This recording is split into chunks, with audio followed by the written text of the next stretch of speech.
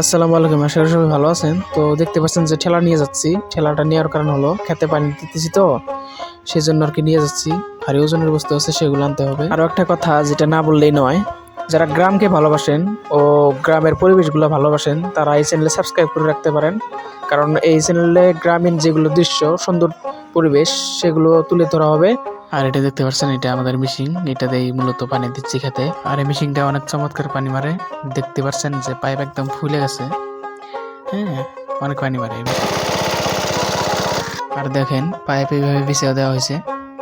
তো এটা আমাদের বিলাতি ক্ষেত, বিলাতি খেতে মূলত পানি দেওয়া হয়েছে। আমার মতো মেশিন দিয়ে পানি দিয়ে ভুল করেন না। হ্যাঁ, তার থেকে ভালো হবে সোলার প্যানেল, এবং সোলারের সাথে যেটা মোটর থাকে।